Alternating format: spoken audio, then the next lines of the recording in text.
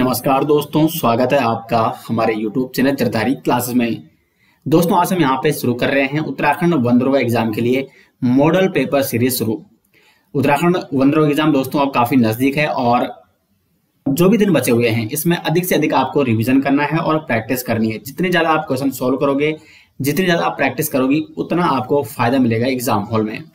तो शुरू करेंगे दोस्तों। आज का ये पहला मॉडल पेपर है हमारा, जिसमें हम 100 क्वेश्चनों को यहाँ पे चर्चा करेंगे और इसकी पीडीएफ दोस्तों और इसी प्रकार के अन्य मॉडल पेपर दोनों मीडियम में, हिंदी और इंग्लिश मीडियम में आपको मिल जाएंगे वीडियो के डिस्क्रिप्शन में। साथ साथ उसमें प्रीवियस ईयर पेपर भी दिए गए हैं, लिंक आपको मिल जाएगा वीडियो के डिस्क्रिप्शन में।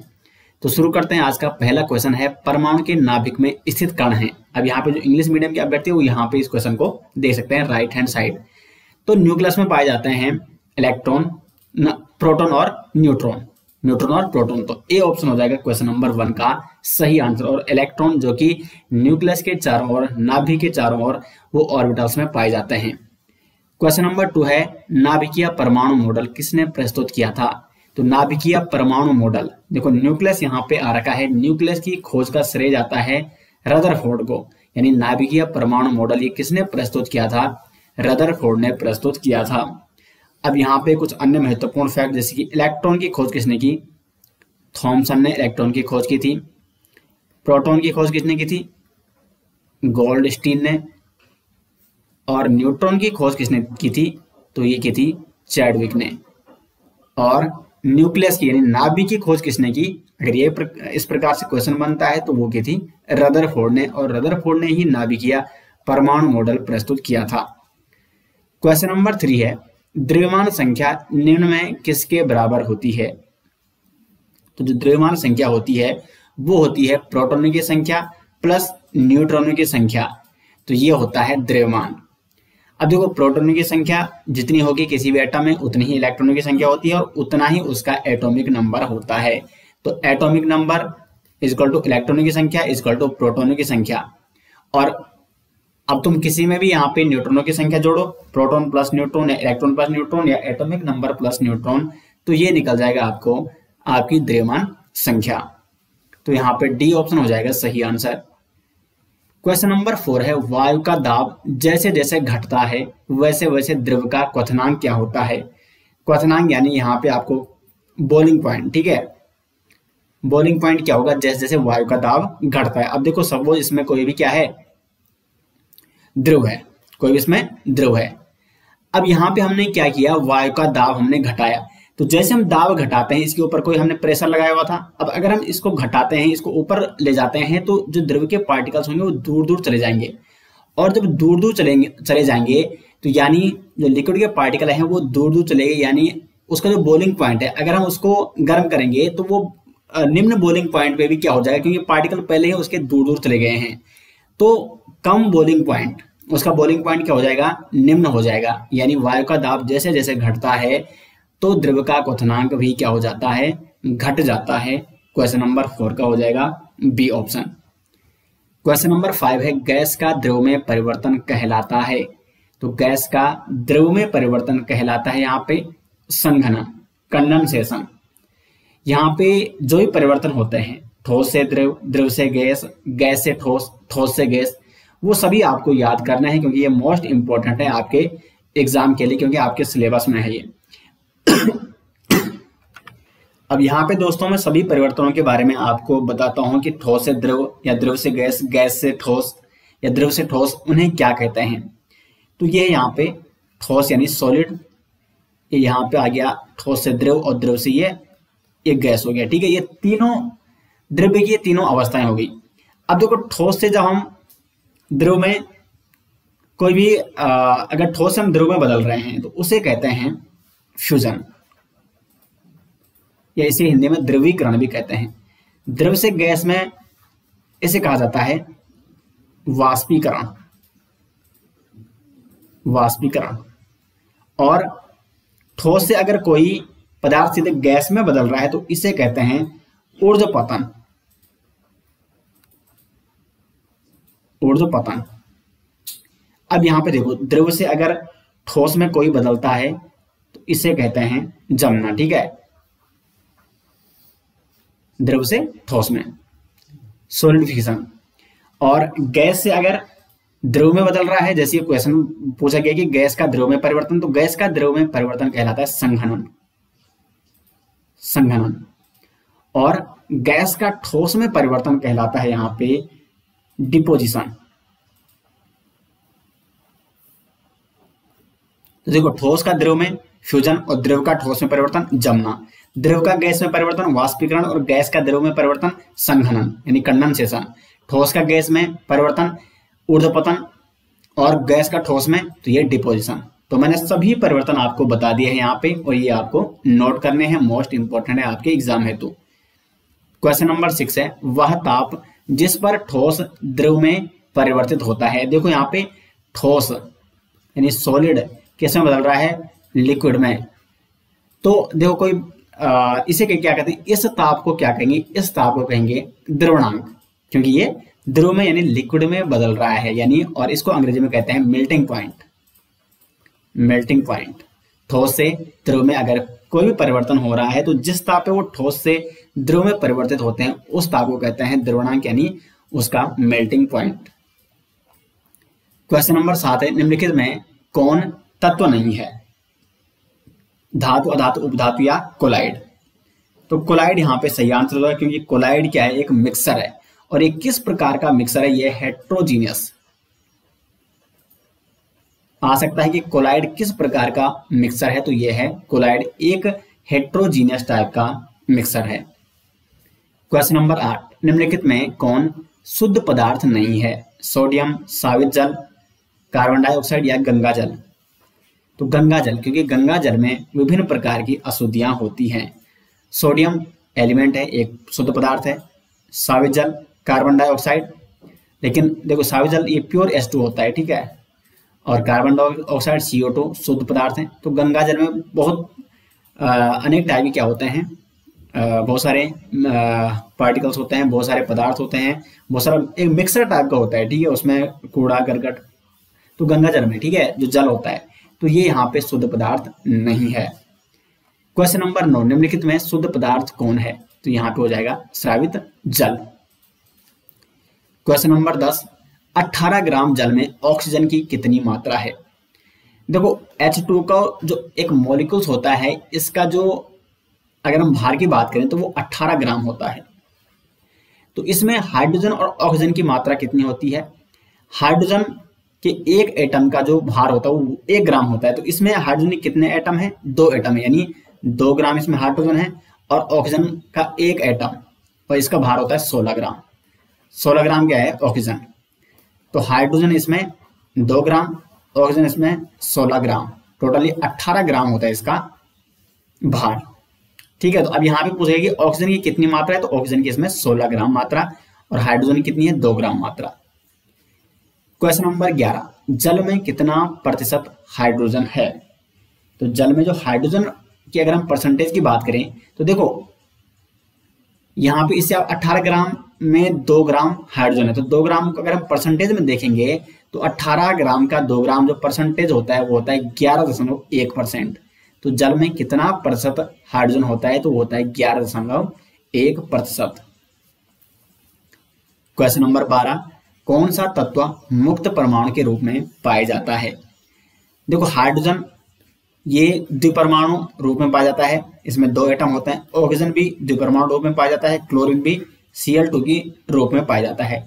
आर्गन, आर्गन आपने हमेशा स्वतंत्र देखा होगा, तो ये मुक्त परमाणु के रूप में पाया जाता है आर्गन। क्वेश्चन नंबर 13 है यहाँ पे, लिटमस विलियन, लिटमस विलियन जो बैंगनी रंग का रंजक होता है, यह किस पदार्थ का बना होता है। आपने लिटमस देखा होगा, तो लिटमस ये किस पदार्थ का बना होता है, ये बना होता है दोस्तों लाइकेन का। बी ऑप्शन हो जाएगा सही आंसर।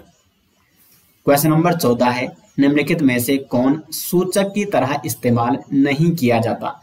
इंडिकेशन की तरह इस्तेमाल नहीं किया जाता, किसका इंडिकेशन, एसिड और बेस का।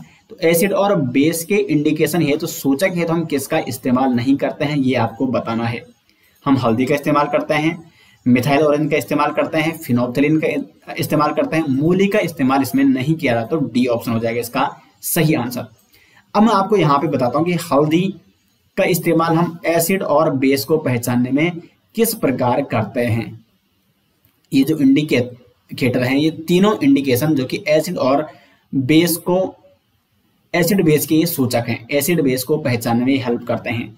अब देखो जो हल्दी होता है, जो हल्दी होता है एसिड में, इसमें कोई नो चेंज, कोई चेंज नहीं आता है, जबकि बेस में हल्दी देता है रेड कलर।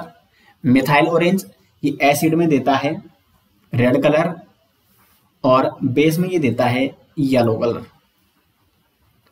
मिथाइल ऑरेंज, ठीक है, ये हल्दी का है। और फिनोप्थलीन की अगर बात करें तो फिनोप्थलीन ये एसिड में कोई भी कलर नहीं देता, यानी इसमें कोई भी चेंज नहीं होता है एसिड में, और बेस में ये देता है पिंक कलर।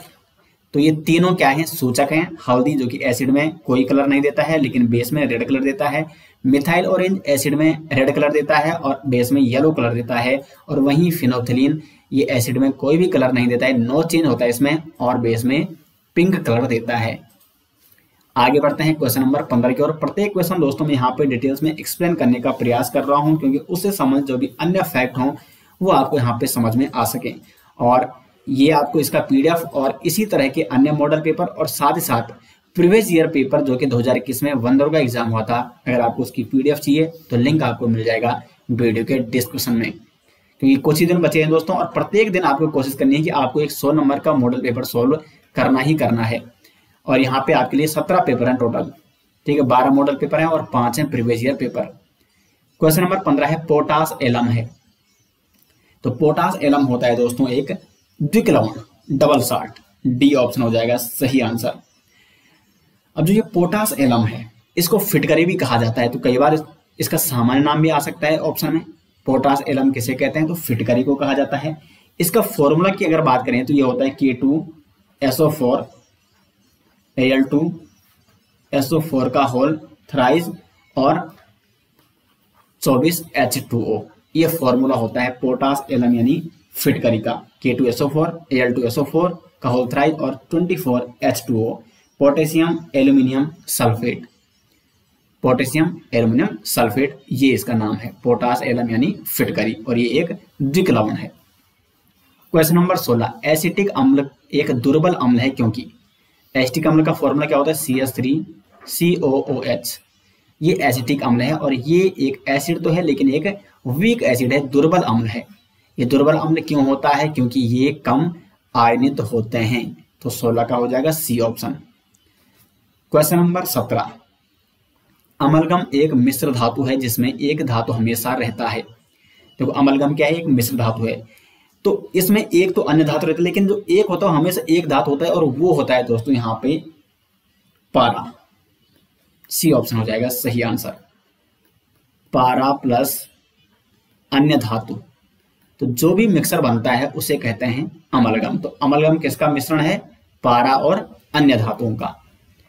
क्वेश्चन नंबर 18, निम्न में कौन सा पदार्थ ऑक्सीजन से संयोग नहीं करता है, तांबा, गोल्ड, जिंक या पोटेशियम। गोल्ड हो जाएगा सही आंसर, क्योंकि गोल्ड जैसे कैसे किससे क्रिया नहीं करता है, अभिक्रिया नहीं करता है, इसलिए गोल्ड पे जैसे कैसे क्या नहीं लगता है, जंग भी नहीं लगता है। तो बी ऑप्शन हो जाएगा क्वेश्चन नंबर 18 का। क्वेश्चन नंबर 19, कौन विद्युत का सर्वोत्तम सुचालक है। तो विद्युत का सर्वोत्तम सुचालक होता है चांदी, और चांदी का जो यहाँ पे चांदी को हम किससे प्रदर्शित करते हैं, वो है Ag, ठीक है। तो यहाँ पे हो जाएगा 19 का बी ऑप्शन। क्वेश्चन नंबर 20 है, बॉक्साइट निम्नलिखित में से किस धातु का मुख्य अयस्क है। तो बॉक्साइट है यहाँ पे अयस्क एल्यूमिनियम का, और बॉक्साइट का सूत्र क्या है, Al2O3 2H2O, ये है बॉक्साइट, और ये किसका अयस्क है, तो ये है एल्यूमिनियम का। आगे बढ़ते हैं क्वेश्चन नंबर 21 की ओर। एथेन का आणविक सूत्र। अब देखो एथेन क्या होता है, C2H6 है ना, यानी CH3 और CH3, ये है एथेन। एथेन का आणविक सूत्र ये है, इसमें कितने सह संयोजक बंध है। देखो अगर हम ऑर्गेनिक केमिस्ट्री की बात करें तो हाइड्रोकार्बन में कार्बन और हाइड्रोजन में सह संयोजक बंध पाया जाता है। तो आपको बताना कि एथेन में कितने सह संयोजक बंध है। तो इसको खुली श्रृंखला में हम लिखेंगे, तो ये है, देखो कार्बन में 3 हाइड्रोजन है, 3 हाइड्रोजन, फिर कार्बन कार्बन के बीच बॉन्ड है और फिर इस कार्बन पर भी 3 हाइड्रोजन बॉन्ड है। तो 3 हाइड्रोजन बॉन्ड इस कार्बन पे है, 3 हाइड्रोजन बॉन्ड इस कार्बन पे 6 और एक जो बॉन्ड है वो कार्बन कार्बन के मध्य है। तो यहाँ फिर से 1 2 3 4 5 6 7, तो 7 सह संयोजक बंध पाए जाते हैं एथेन के आणविक सूत्र C2H6 में। आगे बढ़ते हैं क्वेश्चन नंबर 22 की ओर। ब्यूटेनेन यौगिक है चतुर कार्बन जिसका प्रकार्यात्मक समूह है। तो कार्यात्मक समूह आपको बताना है ब्यूटेनोन का। अब देखो नॉन से आप लगा सकते हैं, इसमें क्या है, कीटोन है, कीटोन ग्रुप उसमें जुड़ा हुआ है। ब्यूटेनोन इसने लिखा है, तो ब्यूटेनेन यानी ये क्या है, इसका फॉर्मूला हो जाएगा CH3 CH2 C double bond O CH3। तो इसमें कीटोन ग्रुप जुड़ा हुआ है, इसलिए इसका नाम क्या है, ब्यूटेनोन। सी ऑप्शन होगा इसका सही answer. Question number 23, carbon hydrogen से संयोग कर बनाता है, हाइड्रोकार्बन बनाता है कार्बन हाइड्रोजन से संयोग करके। क्वेश्चन नंबर 24, वायुमंडल में CO2 गैस की उपस्थिति है। इंपॉर्टेंट क्वेश्चन है दोस्तों। तो वायुमंडल में विभिन्न प्रकार की गैसें पाई जाती है, उसमें जो CO2 गैस की उपस्थिति है वो है 0.03%। अब वायुमंडल की यहाँ पे बात आ रखी है, तो सबसे ज्यादा वायुमंडल में पाई जाने वाली गैस है नाइट्रोजन। नाइट्रोजन की जो कि सर्वाधिक मात्रा में पाई जाती है वायुमंडल में, कितना, 78.8%। उसके बाद आती है ऑक्सीजन, ये लगभग पाई जाती है 20.95%, और इसको सीधा क्या कहा जाता है, 21% ही कहा जाता है, अप्रोक्सीमेट 21%। उसके बाद यहाँ पे आती है आर्गन 0.93%। उसके बाद कार्बन डाइऑक्साइड 0.03% और उसके बाद सभी अन्य गैसें। तो ये मैंने यहाँ पे आपको बता दिया है कि कौन सी गैस किस मात्रा में वायुमंडल में पाई जाती है। सर्वाधिक मात्रा में पाई जाती है नाइट्रोजन। क्वेश्चन नंबर है 25, आवर्त सारणी के ऊर्ध्वाधर स्तंभों को कहा जाता है। ये पिछली बार 15 एग्जाम में ये क्वेश्चन पूछा गया है कि आवर्त सारणी के जो ऊर्ध्वाधर स्तंभ है उन्हें क्या कहा जाता है, तो उन्हें वर्ग कहा जाता है, और जो क्षैतिज स्तंभ होते हैं उन्हें कहा जाता है आवर्त। क्वेश्चन नंबर 26 है, आवर्त सारणी के प्रथम वर्ग के सदस्य हैं। तो आवर्त सारणी के प्रथम वर्ग के सदस्य कहलाते हैं क्षारीय धातु। बी ऑप्शन होगा इसका, ठीक है, इसका होगा बी ऑप्शन सही आंसर क्वेश्चन नंबर 26 का। और जो आवर्त सारणी के द्वितीय वर्ग के सदस्य होते हैं उन्हें कहते हैं क्षारीय मृदा धातु। तो सही आंसर हो जाएगा बी ऑप्शन। आगे बढ़ते हैं दोस्तों क्वेश्चन नंबर 27 की ओर। आवर्त सारणी में शून्य समूह का तत्व है। 27वां का हो जाएगा सही आंसर बी ऑप्शन, हीलियम। और देखो जो भी 18वां ग्रुप है आवर्त सारणी में, आधुनिक आवर्त सारणी में जो 18वां ग्रुप है उसमें जो भी एलिमेंट्स पाए जाते हैं वो शून्य उस ग्रुप्स को ही शून्य समूह कहा जाता है, और इसे नोबेल गैस के नाम से भी जाना जाता है इस समूह को। क्वेश्चन नंबर 28, मीथेन में कितने सह संयोजक बंधन होते हैं। 28 का हो जाएगा सही आंसर 4। कैसे, तो मीथेन ये होता है CH4, ये मीथेन है, और ये इस प्रकार से है हाइड्रोजन हाइड्रोजन हाइड्रोजन हाइड्रोजन। तो 4 इसमें क्या है, सह संयोजक आबंध है। बी ऑप्शन होगा इसका सही आंसर। क्वेश्चन नंबर 29 है, लोहा को जिंक से लेपित करने की क्रिया को क्या कहते हैं। तो लोहे को जिंक से लेपित करने की प्रोसेस कहलाती है गैल्वेनीकरण। और क्योंकि जिंक क्या होता है, लोहे से अधिक क्रियाशील होता है, इसलिए लोहे को जंग से बचाने के लिए जिंक की उसमें लेप उसमें लगाया जाता है, जिंक से उसे लेपित किया जाता है, और इस प्रक्रिया को कहते हैं गैल्वेनीकरण। क्वेश्चन नंबर 30, जस्ता तथा तन हाइड्रोक्लोरिक अम्ल की अभिक्रिया के फलस्वरूप निम्न में से कौन सा गैस बनता है। जस्ता यानी जिंक प्लस कंसंट्रेट हाइड्रोक्लोरिक अम्ल, तो क्या बनेगा, ZnCl प्लस हाइड्रोजन। अब इस रिएक्शन को हमने क्या करना है, बैलेंस करना है, क्योंकि हाइड्रोजन ये सिंगल में नहीं रहता है, ये द्विपरमाणुक रूप में रहता है H2।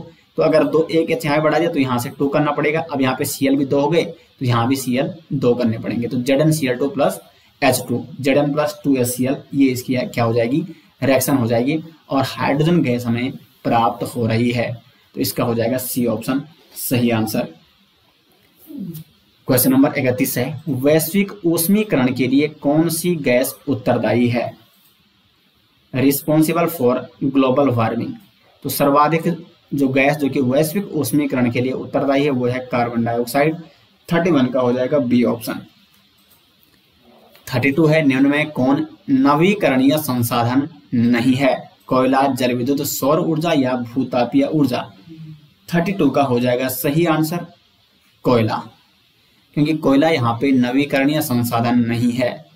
बाकी जल विद्युत, सौर ऊर्जा, भूतापीय ऊर्जा ये सभी नवीकरणीय संसाधन है। नवीकरणीय संसाधन क्या होते हैं? जिनका हम एक बार अगर हम प्रयोग करेंगे तो दोबारा भी हम उसका प्रयोग कर सकते हैं, लेकिन कोयले का हम प्रयोग दोबारा नहीं कर सकते हैं। तो इसलिए ए ऑप्शन हो जाएगा इसका सही आंसर। अनवीकरणीय संसाधन है कोयला। क्वेश्चन नंबर 33, भूमि प्रदूषण का अर्थ है? भूमि में जल डालना, भूमि में उपयोगी घटकों की कमी, भूमि में वर्मी कंपोस्ट की उपस्थिति या डी। यहाँ पे है बी ऑप्शन सही। भूमि में जब उपयोगी घटकों की कमी हो जाती है तो उसे कहते हैं भूमि प्रदूषण। क्वेश्चन नंबर 34 है, मिट्टी की उर्वरता के संरक्षण के लिए कौन आवश्यक है?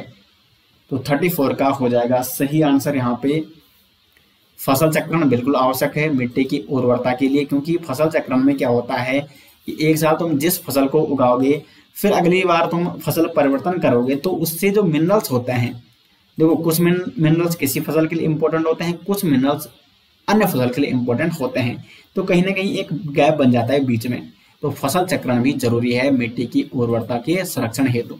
भूमि को परती छोड़ना, कई बार आपने देखा होगा भूमि को बंजर छोड़ा जाता है एक साल के लिए, फिर अगले साल उसमें फसल बोई जाती है क्योंकि उसमें मिनरल्स ताकि बने रहें। ह्यूमस का प्रयोग किया जाता है। तो उपरोक्त सभी यहाँ पे हो जाएगा सही आंसर। 35 है, तारक केंद्रक का कार्य है? डीएनए संश्लेषण, स्पाइंडल फाइबर का निर्माण, श्वसन या जनन। तो तारक केंद्रक का कार्य है स्पाइंडल फाइबर का निर्माण। क्वेश्चन नंबर 36 है, झिल्लियों से घिरा हुआ कोशिका द्रव्य में पाया जाने वाला अंगक जिसमें पाचक रसायन या एंजाइम पाए जाते हैं कहलाता है? तो 36 का यहाँ पे जो सही आंसर हो जाएगा वो हो जाएगा लाइसोसोम। लाइसोसोम, अब देखो लाइसोसोम जितने भी देखो दोस्तों जितने भी सेल ऑर्गन्स हैं उनकी किसने किसकी खोज की वो आपको जरूर याद करना है, क्योंकि ये जरूर एग्जाम में पूछे जा सकते हैं। लाइसोसोम की जो खोज की है वो डी डुवे ने खोज की है लाइसोसोम की। और लाइसोसोम को सेल की आत्मघाती थैली के नाम से भी जाना जाता है। और लाइसोसोम का जो निर्माण होता है वो गोल्गी बॉडी में होता है। लाइसोसोम में विभिन्न प्रकार के पाचक रसायन और एंजाइम्स यहाँ पे पाए जाते हैं। तो इसका बी ऑप्शन हो जाएगा सही आंसर। 37 है, पादप और जंतु कोशिका में प्रमुख अंतर। देखो पादप कोशिका में क्या होता है, क्लोरोफिल पाया जाता है यानी हरित लवक, जो कि क्या काम करता है, प्रकाश संश्लेषण का कार्य करता है। और प्रकाश संश्लेषण पादप खुद करते हैं, यानी वो खुद अपना भोजन बनाते हैं, यानी उसमें स्वयं पोषण बनाने की जो भोजन बनाने की उसमें क्या पाई जाती है, प्रोसेस पाई जाती है। लेकिन जंतु सेल में क्लोरोफिल नहीं पाया जाता है। तो सबसे प्रमुख अंतर है जो पादप और जंतु कोशिका में वो है पोषण संबंधी। जो पादप होते हैं वो ऑटोट्रोपिक यानी स्वयं पोषी होते हैं, और जो जंतु कोशिका होती है वो परपोषी होते हैं, वो अपना पोषण स्वयं नहीं कर सकते हैं, अपना भोजन स्वयं नहीं बना सकते हैं। तो इसलिए पोषण संबंधी प्रमुख अंतर होता है इनमें। क्वेश्चन नंबर 38, सबसे लंबी कोशिका कौन सी है? तो सबसे लंबी कोशिका है तंत्रिका कोशिका। 38 का हो जाएगा ए ऑप्शन। क्वेश्चन नंबर 39, पौधे में सबसे लंबी कोशिका कौन सी है? तो पौधे में जो सबसे लंबी कोशिका है वो है रेशे यानी फाइबर। क्वेश्चन नंबर 40, कोर्क में किसके जमाव के कारण अतिरिक्त सुरक्षा उत्पन्न होती है? तो कोर्क में जवाब होता है सुबेरिन का, जिससे वो अतिरिक्त सुरक्षा उसमें उत्पन्न होती है। तो कोर्क में किसका जमाव होता है? सुबेरिन का।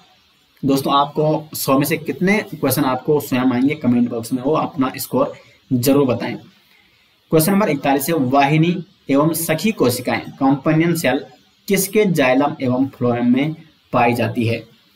देखो अगर हम सेकेंडरी ग्रोथ की बात करें या हम वेस्कुलर सिस्टम की बात करें, ठीक है, मैं विशेष अभी वेस्कुलर सिस्टम पे फोकस कर रहा हूं, तो वो टेरिडोफाइट से शुरू हो जाता है।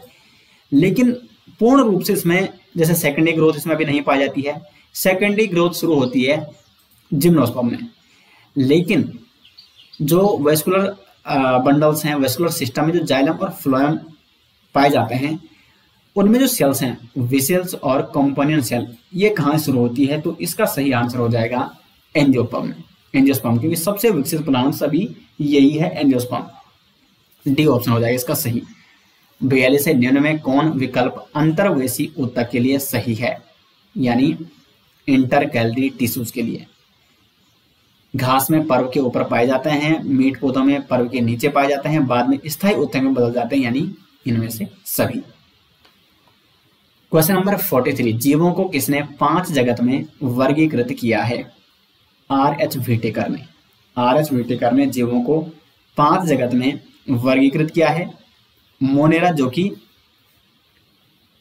एकमात्र ऐसा जगत है जिसमें प्रोकैरियोटिक सेल वाले जीवों को रखा गया है। बाकी सभी जो 4 जगत है वो यूकैरियोटिक सेल वाले उसमें जीव रखे गए हैं। प्रोटिस्टा है, उसके बाद आता है कवक यानी फंजाई, उसके बाद पादप और उसके बाद जंतु जगत। ये 5 जगत हैं और ये किसने दिया? तो ये R.H. व्हिटेकर ने। क्वेश्चन नंबर 44 है, निम्न में कौन सा गुण प्रोटिस्टा जगत के सदस्यों में नहीं पाया जाता है? तो 44 का जो सही आंसर हो जाएगा वो हो जाएगा, देखो प्रोटिस्टा जगत के सदस्यों में नहीं पाया जाता है। तो पहले देखो ये प्रोटिस्टा में किस प्रकार की सेल पाई जाती है? तो वो होती है यूकैरियोटिक। और जो यूकैरियोटिक सेल हैं इसमें न्यूक्लियस पूर्ण विकसित होता है, यानी न्यूक्लियस मेम्ब्रेन भी पूर्ण विकसित होगी और प्रेजेंट होगी।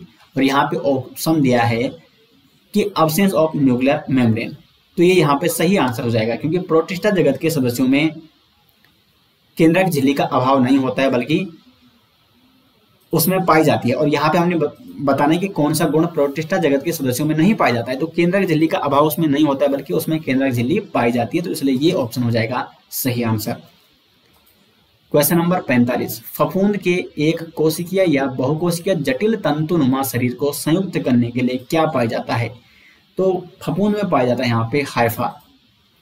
बी ऑप्शन हो जाएगा 45 का सही। क्वेश्चन नंबर 46, निम्न में कौन फफूंद जगत का सदस्य नहीं है? म्यूकर है, यीस्ट भी है, पेनिसिलियम या एगेरिकस भी है, एक्टिनोमाइसिटीज, क्योंकि एक्टिनोमाइसिटीज क्या है? एक प्रकार का बैक्टीरिया है।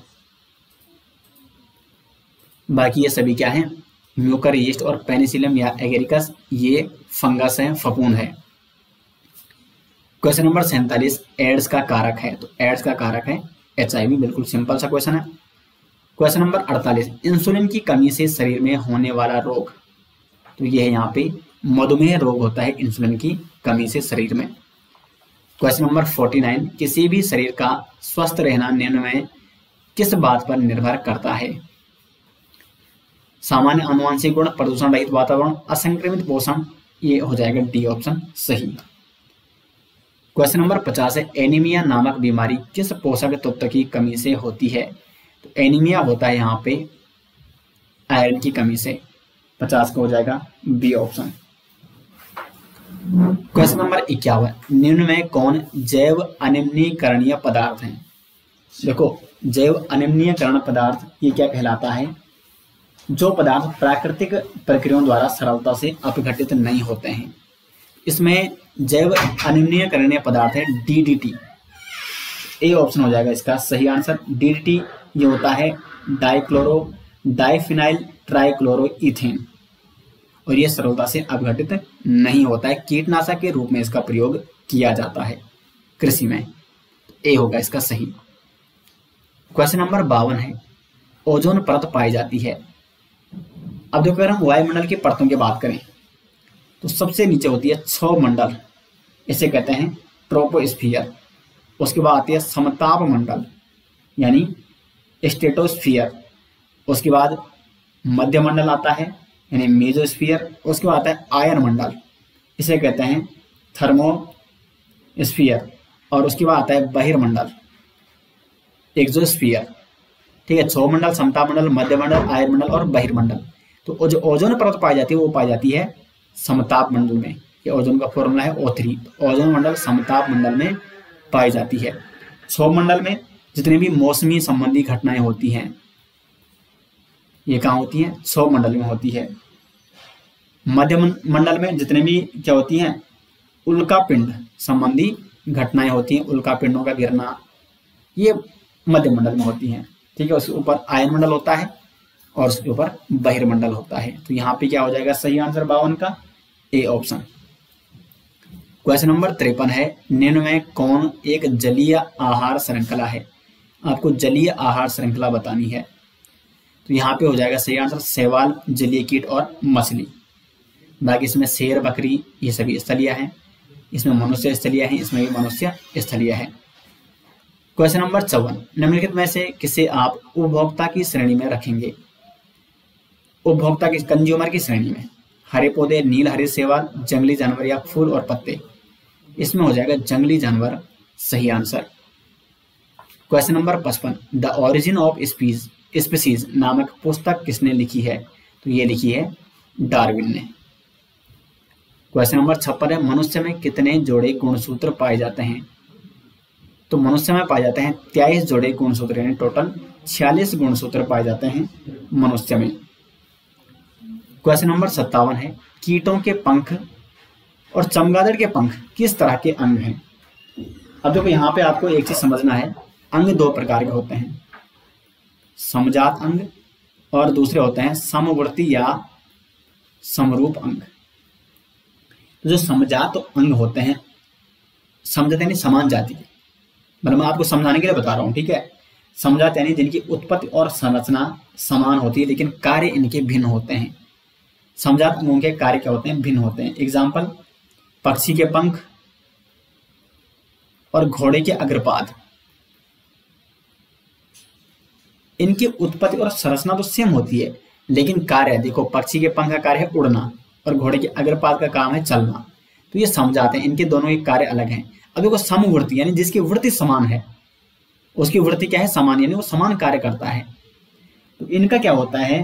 कार्य इनका समान होता है तथा उत्पत्ति और संरचना इनकी भिन्न भिन्न होती है, जैसे कीटों के पंख और चमगादड़ के पंख। तो ये है समवर्ती अंग।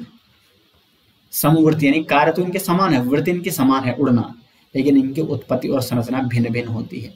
57 का हो जाएगा सी ऑप्शन।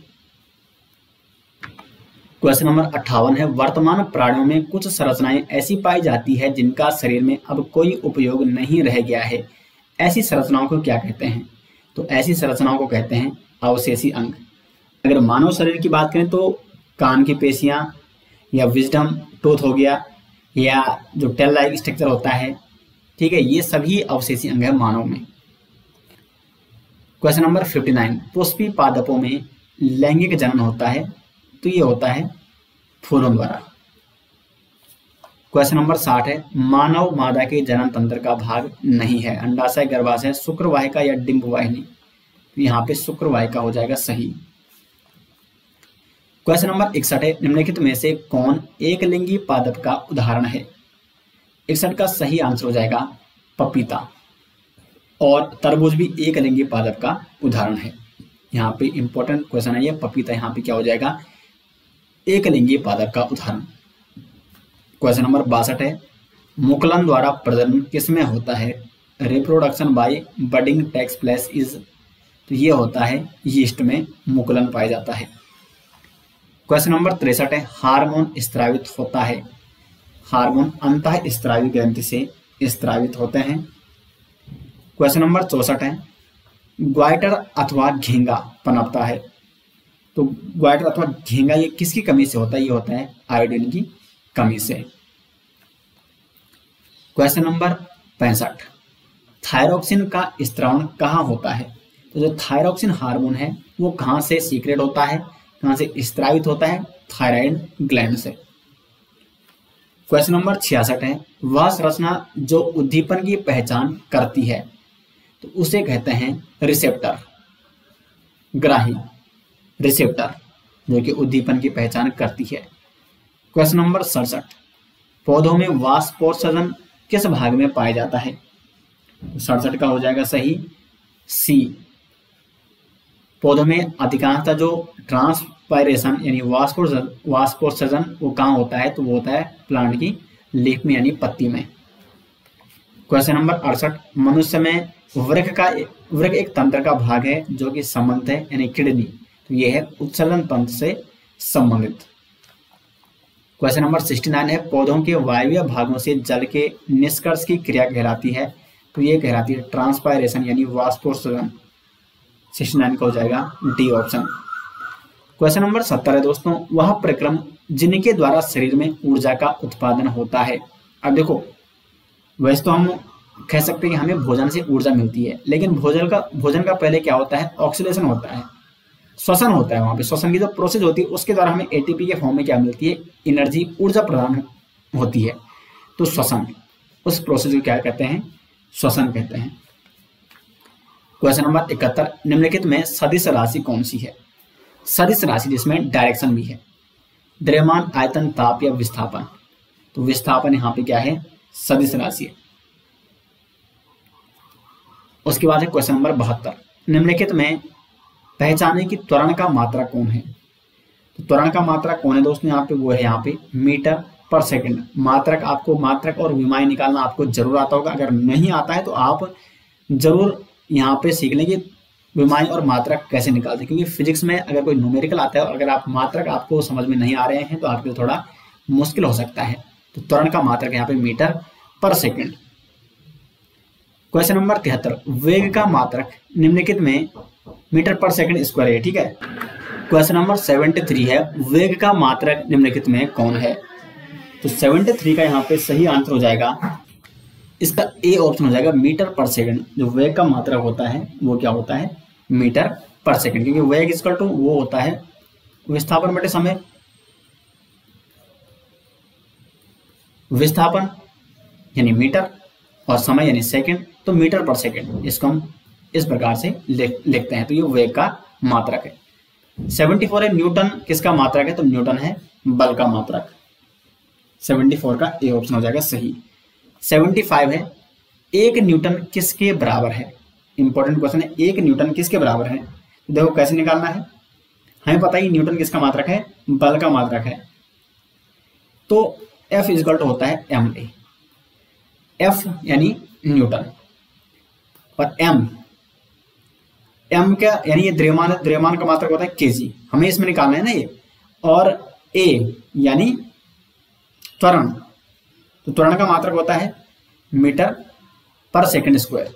तो kg मीटर पर सेकंड स्क्वायर या kg मीटर पर सेकंड स्क्वायर, इसको इस प्रकार भी हम लिख सकते हैं। तो कुल मिला के 75 का हो जाएगा यहाँ पे ए ऑप्शन, 1 kg मीटर पर सेकंड स्क्वायर। क्वेश्चन नंबर 76 है, जड़त्व का गुण है। तो जड़त्व का गुण है, जड़त्व का गुण किसी किसी वस्तु में होता है, प्रत्येक वस्तु में होता है, किसी भी वस्तु में नहीं होता है, केवल गतिशील वस्तु में होता है। देखो जड़त्व में क्या होता है कि वस्तु उसी अवस्था में रहना चाहती है, तो प्रत्येक वस्तु में यह गुण पाया जाता है। तो जड़त्व का गुण होता है प्रत्येक वस्तु में। 77 है, 1 पास्कल किसके बराबर होता है।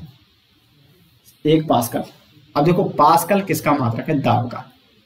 तो दाब इक्वल टू होता है बल अपॉन क्षेत्रफल।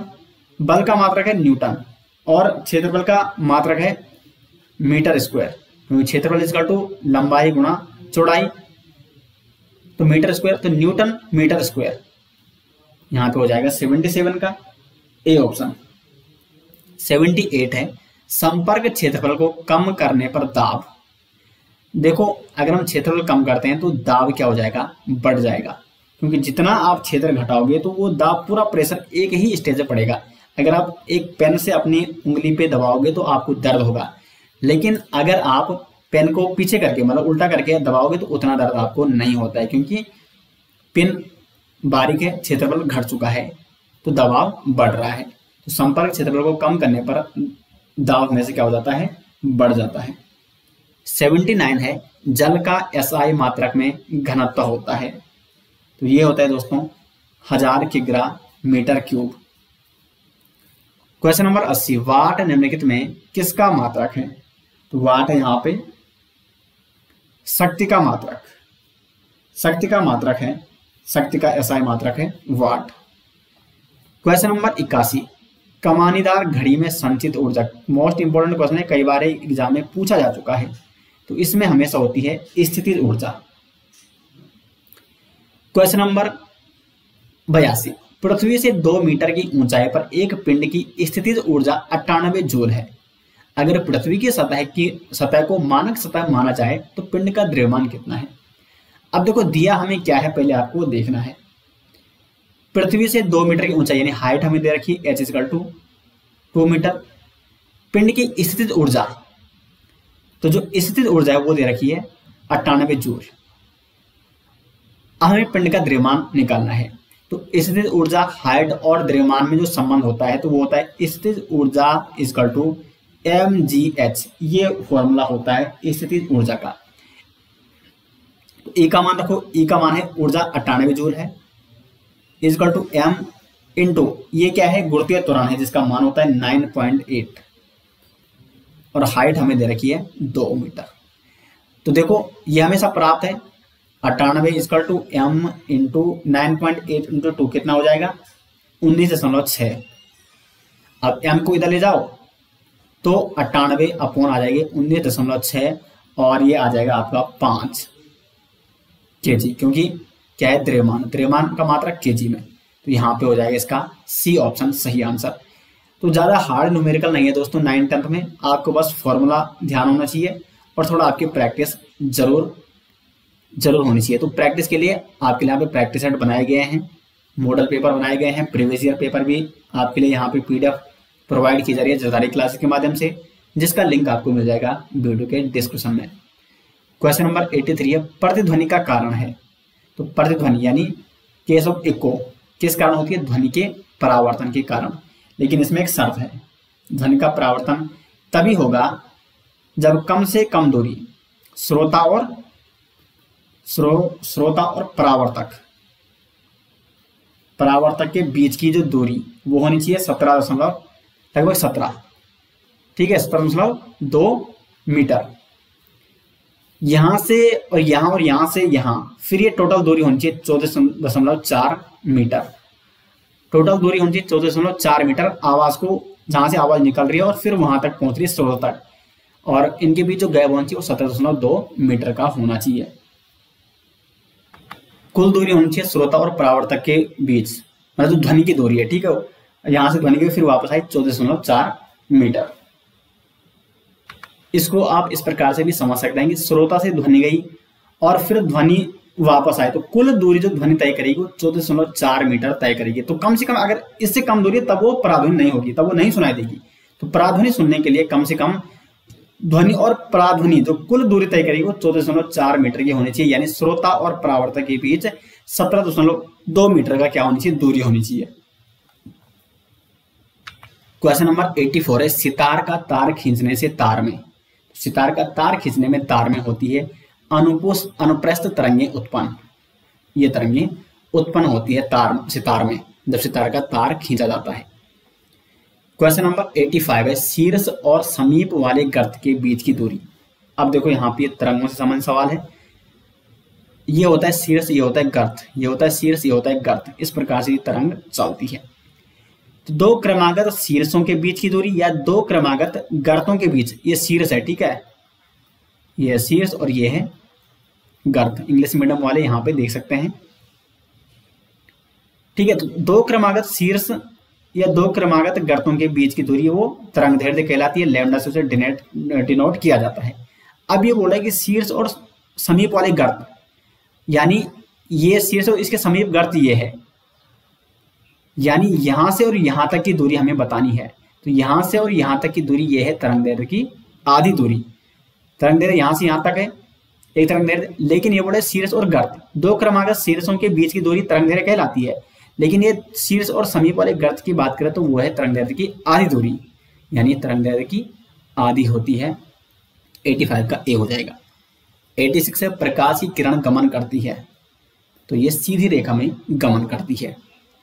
87 है, प्रकाश का वेग न्यूनतम होता है, तो प्रकाश का वेग जो न्यूनतम होता है वो होता है कांच में, और प्रकाश का वेग जो सर्वाधिक होता है वो होता है निर्वात में। 88 मोटर गाड़ी के चालक के सामने लगा रहता है। आपने मोटर गाड़ी देखी होगी, उसके सामने एक दर्पण लगा रहता है जिससे वो पीछे का व्यू देख सकते हैं, पीछे की गाड़ियों को देख सके। तो वो कौन सा दर्पण होता है? वो होता है उत्तल दर्पण। जबकि जो मोटर गाड़ी की हेडलाइट में लाइट लगी रहती है, उसमें जो दर्पण लगा रहता है वो होता है समतल दर्पण, क्योंकि समतल नहीं, अवतल दर्पण। ठीक है, उसमें अवतल दर्पण लगा रहता है। अवतल दर्पण क्या करता है? लाइट को फैलाता है। जबकि उत्तल दर्पण क्या करता है? छोटा करता है। तो वो दूर की वस्तुएं उत्तल दर्पण में हम देख सकते हैं, और अवतल दर्पण वो लाइट को फैलाता है। तो इसलिए गाड़ी की हेडलाइट में हमेशा अवतल दर्पण लगाया जाता है। 89 है मानव नेत्र के किस भाग पर किसी वस्तु का प्रतिबिंब बनाते हैं? मानव नेत्र के किस भाग पर वस्तु का प्रतिबिंब बनता है? तो वो बनता है रेटिना या दृष्टिपटल पर। क्वेश्चन नंबर 90 है तारों के टिमटिमाने की व्याख्या किस सिद्धांत पर है? तो यह है अपवर्तन के सिद्धांत पर। अपवर्तन के कारण तारे हमें टिमटिमाते हुए नजर आते हैं। परिकिरण की प्रक्रिया, तो जो आसमान का नीला रंग है वो स्कैटरिंग के कारण होता है। प्रकाश के परिकिरण के कारण हमें वो नीला रंग दिखाई देता है। 91 है नेत्र लेंस की फोकस दूरी अधिक हो जाने से कौन सा दृष्टि दोष होता है? अब देखो फोकस ही यहाँ पे बढ़ चुका है, तो यानी जहां उसको देखने से वो वहां देख रहा है, उसके आगे देख रहा है, यानी वो दूर देख रहा है, निकट नहीं देख रहा है। तो दूर देख रहा है यानी वो क्या, कौन सा दोष है? दूर दृष्टि दोष। बी ऑप्शन हो जाएगा, यानी उसे निकट कम दिखाई दे रहा है, दूर से दिखाई दे रहा है। उसके बाद 92 है, 91 का हो गया यहाँ पे बी ऑप्शन। ठीक है, दूर दृष्टि दोष। ये आपने पढ़ ले होंगे, ये तो रिवीजन के लिए आपका हो रहा है यहाँ पे प्रैक्टिस। ठीक है, सिलेबस अभी तक आपका कंप्लीट हो जाना चाहिए, जिनका नहीं हुआ है वो जल्दी से जल्दी कंप्लीट कर लें। 92 है निम्न में कौन अर्धचालक नहीं है? सिलिकॉन, जर्मेनियम, पारा, इनमें से कोई नहीं। तो यहाँ पे हो जाएगा पारा सही आंसर। अब देखो मैं आपको अर्धचालकों के नाम बता देता हूँ। आवर्त सारणी में एक विशेष स्थान रखा गया है अर्धचालकों के लिए, और उनके नाम वहां पे बताए गए हैं। Boron, silicon, germanium, arsenic, antimony, tellurium और पोलोनियम। ये 7 अर्धचालक हैं जो कि आवर्त सारणी में इनके एक पर्टिकुलर स्थान निश्चित किया गया है। वो आपने येलो लाइन देखी होगी बीच में। ठीक है, boron, silicon, germanium, arsenic, antimony, tellurium और पोलोनियम, ये सातों के सातों अर्धचालक दोस्तों आपको याद होने चाहिए। तो यहाँ पे सिलिकॉन और जर्मेनियम ये दोनों आगे, पारा यहाँ पे अर्धचालक नहीं है। 93 है वोल्ट अपॉन एम्पियर प्रदर्शित करता है। वोल्ट अपॉन एम्पियर, तो ये प्रदर्शित करता है प्रतिरोध को, और प्रतिरोध का जो मात्रक होता है वो क्या होता है? ओम होता है। क्योंकि देखो यहाँ पे volt is equal to, volt directly proportional होता है धारा के। ठीक है, ये आपने नियम पढ़ा होगा। और V is equal to R I. अब देखो R इज इक्वल टू क्या हो जाएगा? V upon I. और वोल्ट का मतलब जो ये विभव है, ठीक है, विभव का मात्रक होता है वोल्ट, और धारा का मात्रक होता है एम्पियर, जो कि प्रतिरोध के बराबर, और प्रतिरोध का मात्रक होता है ओम। यहाँ पे सी ऑप्शन होगा 93 का। 94 है विद्युत प्रतिरोध का मात्रक है, तो ये है ओम। 95 विद्युत फ्यूज विद्युत धारा के किस सिद्धांत पर कार्य करता है? ऊष्मीय सिद्धांत पर। 95 का हो जाएगा यहाँ पे ए ऑप्शन। 96 1 किलोवाट घंटा किसके बराबर होता है? तो 1 किलोवाट घंटा होता है 3.6 इंटू 10⁻6 जूल के बराबर। 96 का हो जाएगा सी ऑप्शन। ये तो आपको याद रखने पड़ेंगे। 97 है विद्युत घंटी किस प्रभाव पर कार्य करती है? तो विद्युत घंटी करती है चुंबकीय प्रभाव पर कार्य। 98 है निम्न में कौन बायोगैस ईंधन का स्रोत नहीं है? लकड़ी है, गोबर गैस भी है, कोयला भी है, नाभिकीय ऊर्जा जो कि बायोगैस ईंधन का स्रोत नहीं है। 99 है ग्लोबल वार्मिंग के लिए उत्तरदायी गैस है, तो कार्बन डाइऑक्साइड। और आज का अंतिम क्वेश्चन है सूर्य तथा अन्य तारों की विशाल ऊर्जा के स्रोत हैं, तो ये है नाभिकीय संलयन। नाभिकीय संलयन प्रोसेस पाई जाती है सूर्य तथा अन्य तारों में। और हाइड्रोजन जो बम है वो भी नाभिकीय संलयन का ही उदाहरण है, लेकिन जो एटॉमिक बम है वो नाभिकीय विखंडन का उदाहरण है। तो आज के फर्स्ट मॉडल पेपर यानी फर्स्ट जो प्रैक्टिस सेट है 15 का एग्जाम हेतु 100 नंबर का हमने कंप्लीट कर लिया है। इसमें आपका स्कोर क्या है कमेंट बॉक्स में जरूर बताएं। आपको प्रैक्टिस सेट कैसा लगा वो भी दोस्तों आप कमेंट बॉक्स में जरूर बता सकते हैं। और इस प्रकार की मॉडल पेपर और पीडीएफ आपको मिल जाएगी वीडियो के डिस्क्रिप्शन में। और यहाँ पर दोस्तों इन मॉडल पेपर में लगभग आपका सिलेबस कंप्लीट है, कई प्रकार के क्वेश्चन इसमें डाले गए हैं आपके सिलेबस के अनुसार। तो प्रैक्टिस के लिए सबसे बेस्ट यहाँ पे ये मॉडल पेपर है, जिसका लिंक आपको मिल जाएगा वीडियो के डिस्क्रिप्शन में। मिलते हैं दोस्तों नेक्स्ट, तब तक के लिए धन्यवाद।